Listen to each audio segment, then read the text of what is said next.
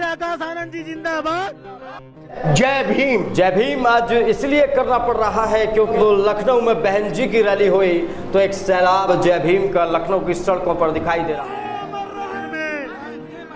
अपने महापुरुषों के श्री कांशी राम साहब अमर। बहन जी इस भीड़ की कद्र नहीं करती। बहन कुमारी मावती जी जिंदाबाद जिंदाबाद। ये जो भीड़ आई है क्या ये वोटर्स हैं या 5वीं बार सरकार बनाने के लिए आप सभी लोगों के साथ साथ मैं भी हर स्तर पर अपनी पूरी ताकत लगा दूंगी, कोई कभी छोड़ूंगी। ये भीड़ नहीं है, ये कमिटेड वोटर है, कमिटेड बीएसपी का कार्यकर्ता। हम तो हत्ती पे हमारी मोहर लगेगी। तो क्या बहन जी को गंभीरता से इस वोटर को लेना चाहिए?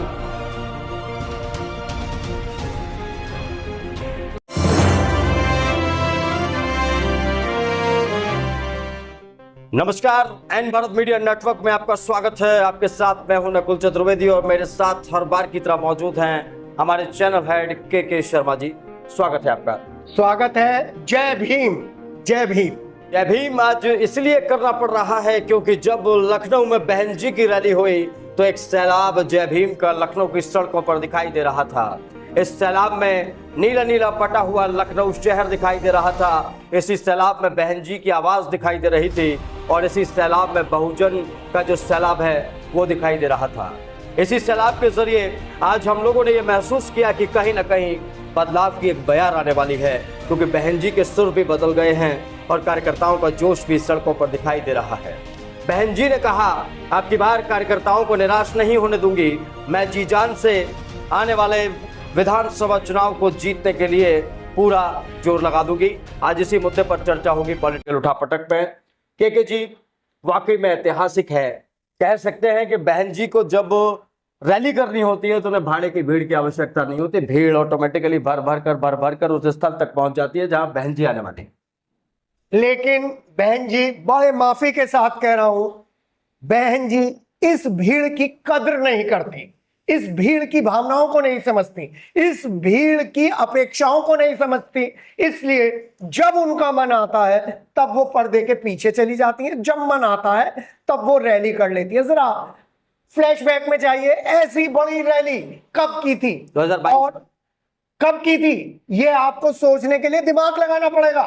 और ऐसा नहीं है कि इस उत्तर प्रदेश की राजनीति से और देश की राजनीति से किसी ने उनकी उपस्थिति को नकारा हो, हर तरफ उनकी दमदार उपस्थिति है, लेकिन उनके एटीट्यूड की वजह से दलित समाज का उत्पीड़न हो रहा है। दलित समाज आज उस दिशा के लिए भटक रहा है जो दिशा मान्यवर काशीराम जी और सुश्री मायावती के जोड़ी ने पूरे प्रदेश में ही नहीं पूरे देश में दिखाई थी। क्यों इतने दिनों बाद ये रैली, क्यों इस रैली की आवश्यकता पड़ी? और जब इस रैली को करेंगे अपने हिसाब से करेंगे तो फिर विपक्ष तो हमला करेगा। आपको बता दें, इतनी बड़ी रैली करने का मकसद अब निकलना शुरू होगा तो कहीं ऐसा ना हो इस रैली को करवाने वाले लोग एक बार फिर ठगे हुए से महसूस हो, मायावती जी फिर कदम पीछे खींच लें और फिर नेपथ्य में चली जाए। ये मायावती जी को, दलित चिंतकों को सोचना पड़ेगा, क्योंकि कमिटेड वोटर है, कमिटेड थिंकर्स हैं, दलित चिंतन के वो हस्ताक्षर बन चुकी हैं मायावती कि वो एक दिन भी नहीं निकले तब भी उनका इतना बड़ा रैली करने का जो सपना है वो साकार होता है, सुनहरा होता है और विपक्षी दलों के साथ साथ सत्ता पक्ष में हलचल मचा देता है। बिल्कुल, ये बड़ा महत्वपूर्ण है देखना। जब आप जिक्र कर रहे थे इस बात का कि बहन जी ने ये रैली कब की, इससे पहले बड़ी रैली, तो मुझे याद आता है 2024 का लोकसभा चुनाव था, उस दौरान बहन जी ने कोई इतनी बड़ी रैली नहीं की थी। 2022 में रैली की थी जब विधानसभा चुनाव थे उत्तर प्रदेश के, और यही समय था, काशीराम जी की पुण्यतिथि का समय था, और उस दौरान भी भीड़ ऐसी ही दिखाई दे रही थी। लेकिन हमने देखा था कि विधानसभा चुनाव में बहन जी की पार्टी की क्या हालत हुई। अब सवाल ये है कि ये जो भीड़ आई है क्या ये वोटर्स हैं या वही 2022 वाली भीड़ दिखाई तो दे रही है लेकिन वोटों में तब्दील नहीं हो पाएगी?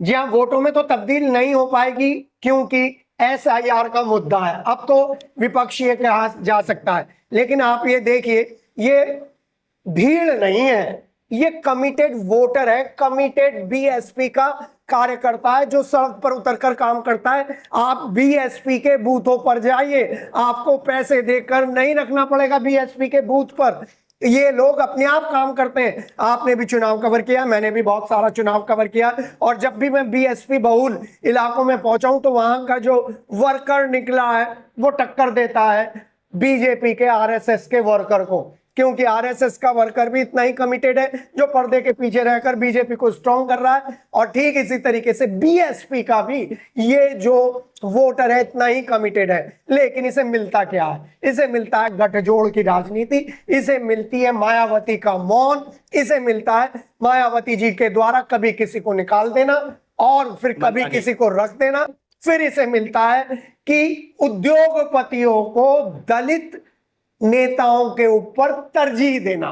जी हाँ, लेकिन फिर भी मायावती जी को सोचना चाहिए कि ये मेरा वोटर जो है मुझसे हटता क्यों नहीं है, इसके लिए मेरी क्या प्रतिबद्धता है। मैं मायावती जी, आप भी और हम भी, और जो हर व्यक्ति वो लोकतंत्र से प्यार करता है और जो समान भाव रखता है, सभी को समान तरीके से देखता है, जात पात से ऊंचा उठा हुआ है, जो इस तरीके की बात नहीं सोचता, उसका विश्वास मायावती जी में है। क्योंकि आप और हम गाय बगाए मायावती के शासन को याद करते हैं कि किस तरीके से उन्होंने बिल्कुल पीछे पड़े हुए दलित वोटों को ऊपर लाकर रख दिया, और आज दलित चिंतन के बिना राजनीति अधूरी है। ये मायावती की देन है। आज कोई भी थानेदार की हिम्मत नहीं है, पुलिस अधिकारी की हिम्मत नहीं है कि वो दलितों का उत्पीड़न करे। आज किसी भी चुनाव की कॉन्स्टिट्यूएंसी में दलितों के वोटों के नाम पर ये नहीं कहा जाता जाओ भाग जाओ तुम्हारा वोट पड़ गया।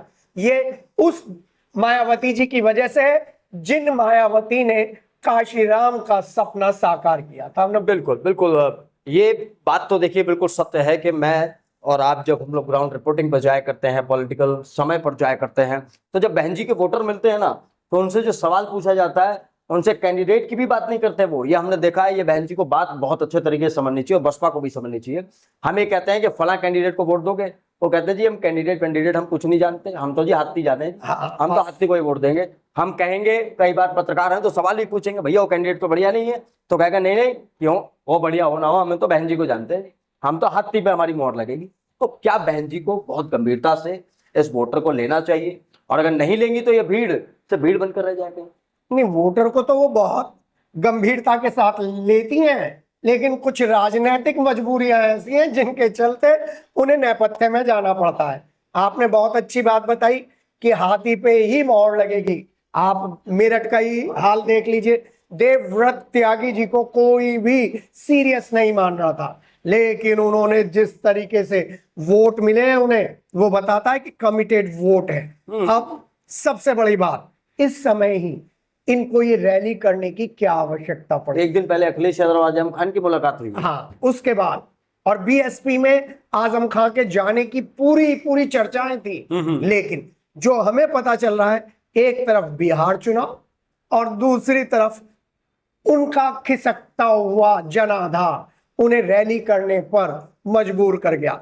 क्योंकि जिस तरीके से अब उनके परिवार का एक नया सदस्य महत्वपूर्ण पोजीशन में आ रहे हैं, आकाश आनंद साहब, उनके अंदर की जो बेचैनी है और चंद्रशेखर की जो सक्रियता है, वो अपनी उपस्थिति दर्ज कराने के लिए रैली करना आवश्यक था। अब एक चीज, जब आकाश आनंद का जिक्र हुआ है तो सवाल ये आता है, आकाश आनंद को दोबारा मौका दिया बहन जी ने, और जब रैली चल रही थी तो हमें देख रहे थे सबसे करीब अगर कोई था बहन जी के तो आकाश आनंद थे। पैर छूकर बहन जी का आशीर्वाद लिया उन्होंने, और जो एक अपना कमिटमेंट था बसपा के प्रति वो उन्होंने जाहिर किया। लेकिन हाँ, यहाँ पर एक सवाल भी उठता है, जिस परिवारवाद की बात बीजेपी करती है कि परिवारवाद इतना हावी है यूपी में या हमारे देश में, वही परिवारवाद कहीं यहाँ पर डिस्टर्बेंस तो नहीं लेकर आएगा, या फिर बहुजन समाज के वोटों का एक तरफा फायदा आकाश आनंद को भी वैसे ही मिलेगा जैसे बहन जी को मिलता है? निर्विवाद रूप से, क्योंकि जो आस्था वोटर्स की मायावती जी के साथ है वो किसी और के साथ नहीं होगी। आज अगर मायावती कहीं से भी खड़ी हो जाए और वहां से खड़े होने के बाद आप देखिए उनके चारों तरफ करीब करीब 5 से 8 किलोमीटर का जो रेडियस है वो पूरा नीला ही नीला नजर आएगा, ये आप जानते हैं। और आकाश आनंद ने भी पिछले 2-3 सालों में अपनी जो वो सोचने की वॉयलेंट वाली धारा है ना, वॉयलेंट स्ट्रीक, उसका भी प्रदर्शन कर दिया है। क्योंकि मायावती जी एक राजनीतिक तौर पर परिपक्व नेता बनकर उभर चुकी हैं, इसलिए वो जानती हैं सहज पके सो मीठा होए, इसलिए उन्होंने आकाश आनंद को रोका है। लेकिन इस समय उनके सामने राजनीतिक मजबूरी बनकर जो सबसे ज्यादा उभर रहे हैं वो दो फैक्टर हैं। एक फैक्टर तो ये है पीडी, वो जो जिसका जिक्र बहन जी ने किया है अपनी रैली में, और दूसरा जो इंपॉर्टेंट फैक्टर है वो चंद्रशेखर है। वो अलग बात है, चंद्रशेखर अपने इस मिशन में थोड़े से पिछड़ते हुए नजर आ रहे हैं, लेकिन जिस तरीके से सपा ने दलित वोटरों को कंट्रोल करने के लिए अपने कैंडिडेट उठाने शुरू कर दिए हैं, उसके बाद ये रैली बनती थी। बिल्कुल सही बात है। देखिए, जब पीडीए की बात आती है तो हम ये देख रहे थे कि बहन जी ने अपने संबोधन में, शुरुआती संबोधन में मौजूदा बीजेपी सरकार की तारीफ की और समाजवादी पार्टी के शासन पर सवाल उठाए। ये बिल्कुल हैरान करने वाला था। जो सोशल मीडिया पर जब इसकी चर्चा शुरू हुई तो सोशल मीडिया पर लोग कहने लगे ये तो बीजेपी के एजेंट हैं, ये तो बीजेपी को ही वोट दिलाने के लिए आती हैं। तो इस पूरे तारीफ को आप किस नजरिए से देखते हैं? पीडीए की बुराई, बीजेपी की तारीफ। देखिए, चूक गई यहाँ पर, बहुत तगड़ी तरीके से चूक गई मायावती, क्योंकि अभी उनकी रैली से मात्र 48 से 72 घंटे पहले रायबरेली में एक दलित युवक की पीट कर हत्या कर दी गई। उस मामले पर नहीं बोली, किसी ऐसे मामले पर नहीं बोली जहां पर दलितों का उत्पीड़न होता है। और दलितों का उत्पीड़न अगर पिछले 8 साल से हो रहा है तो बीजेपी के शासन में हो रहा है, ये कहने की जरूरत नहीं है। कम से कम आप बीजेपी के खिलाफ ना बोले, आप उस दलित उत्पीड़न के खिलाफ तो बोले जो विपक्ष को आपके ऊपर हावी होने का मौका मिलता है। लेकिन जो मायावती की सोच है वो शायद ये है कि पहले सत्ता में आ जाऊं फिर सब खबर लूंगी, लेकिन आपको अपने वर्कर्स का मनोबल तो बढ़ाना होगा। हाँ, सपा जो है वो बड़े फूक फूक कर कदम धर रही है, और उसी के साथ कांग्रेस ने भी दलितों में अपने पैर पसारने शुरू कर दिए हैं। लेकिन इस रैली का जो मुख्य मकसद था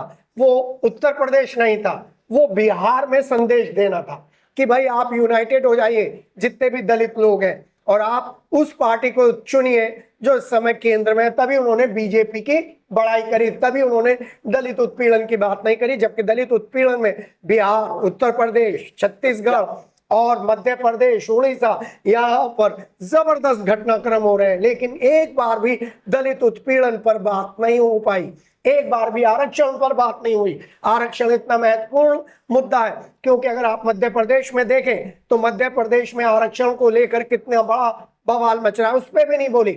लेकिन सिर्फ उपस्थिति दर्ज कराने के लिए हाथी घूमा था लखनऊ में, उपस्थिति दर्ज करा दी और सभी लोगों को एक बार फिर एक्टिवेट कर दिया, जागृत कर दिया है कि उठो, काशीराम जी के नाम पर उठो, एक हो, और इन मनुवादी ताकत जो वो बोलती है उन सबको आईना दिखाओ। मनुवादी ताकतों के बारे में भी नहीं बोला उन्होंने, कल नहीं बोला। बेशक देखिए, बड़ी मजबूरी है शायद बहन जी के सामने जो वो केंद्र की मौजूदा सरकार के खिलाफ सीधे सीधे कुछ भी बोलने से बच रही है, और ये भी कह सकते हैं कि बीजेपी के खिलाफ कुछ भी बोलने से बच रही है, क्योंकि शायद बहन जी को ये लग रहा है कि अगली बार अगर बीजेपी की बैसाखी पार होगी तो शायद बहन जी के जरिए होगी। कांग्रेस के साथ गठबंधन वो करेंगे नहीं, अखिलेश यादव के साथ वो गठबंधन करेंगे नहीं।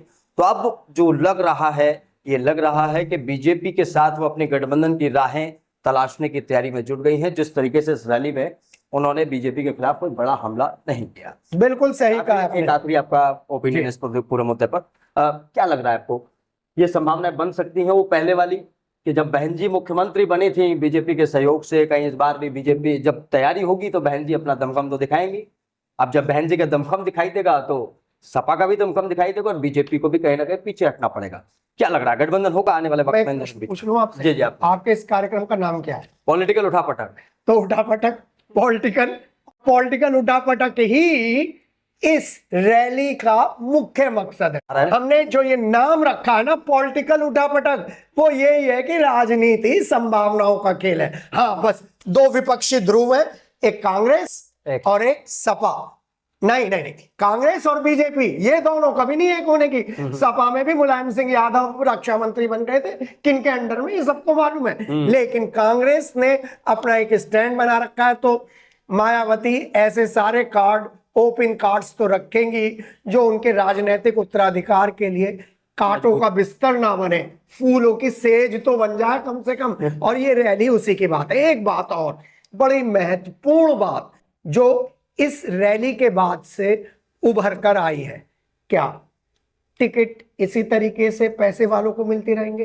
राजनीतिक तरीके से जो एक्टिवेट है, जो जिन्होंने अपना जीवन बीएसपी के लिए दे दिया है और जिनके पास धन का अभाव है, क्या वो कभी लाइमलाइट में नहीं आएंगे? ये बड़ा सवाल है। और क्या कभी उन्हें टिकट नहीं मिलेगा? ये जरा सोचिएगा। जी हाँ, हम जय भीम से आगे भी बोल सकते हैं। जय भीम से आगे बुद्धाय नमः। वो भगवान बुद्ध की मूर्तियां नोएडा से लेकर लखनऊ तक जो लगवाई हैं, उनका जो संदेश है, अगर यहाँ पर काशी राम जी की याद में जो इस रैली को करने वाले ऑर्गेनाइजर्स हैं, उन्होंने कंसीव कर लिया ना, तो दलित उत्पीड़न रुक जाएगा, दलित मुख्य धारा में आ जाएंगे और उसके बाद आर्थिक असमानता का दौर खत्म हो जाएगा जो अभी भी है। दलित चिंतन के साथ साथ आर्थिक असमानता का दौर खत्म करना मायावती के लिए बड़ी चुनौती है। देखना है जय भीम और बुद्धाय नमः के साथ वो खत्म कर पाती है या नहीं। फिलहाल पॉलिटिकल उठापटक में इतना ही, लेकिन जय भीम के साथ जय हिंद। जय भीम, जय हिंद।